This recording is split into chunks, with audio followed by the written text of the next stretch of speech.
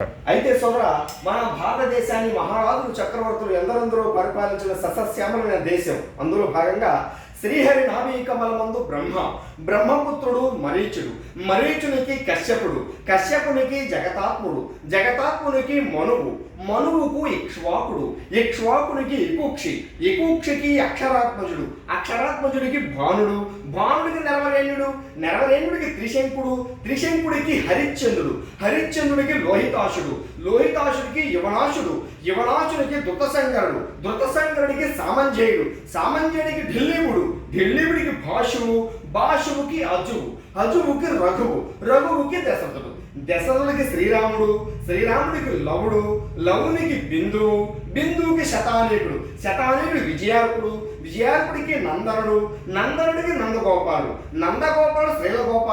శ్రీలగోపాలకి వసుదేవుడి కుమారుడు శ్రీకృష్ణుడు కుమారుడు మన్మధుడు కుమారుడు అనిరుద్ధుడు.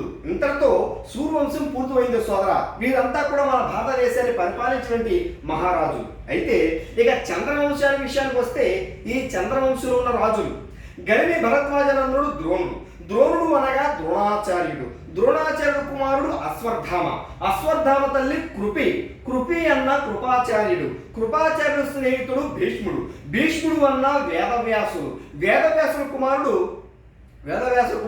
ధృతరాష్ట్రుడు తమ్ముడు పాండురాజు కుమారుడు ధర్మరాజు తమ్ముడు అర్జునుడు కుమారుడు అభిమన్యుడు, ఆ అభిమన్యుడు కుమారుడు పరీక్షణ మహారాజు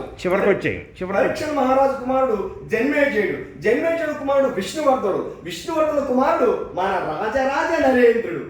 అందుకే రాజరాజ నరేంద్రుడు కాకతీయులు, రాజరాజ నరేంద్రుడు కాకతీయులు, తేజమున్న మేటి దొరలు రెడ్డి రాజులు, గణపతులు నరపతులు ఏలిన ఊరు, గణపతులు నరపతులు ఏలిన ఊరు, ఆ కథలని నినదించును గౌతమి హోరు, వేదంల ఘోషించే గోదావరి, అమరధావంల శోభిల్లి రాజమహేంద్రి, శతాబ్దాల చరిత గల సుందర నగరం,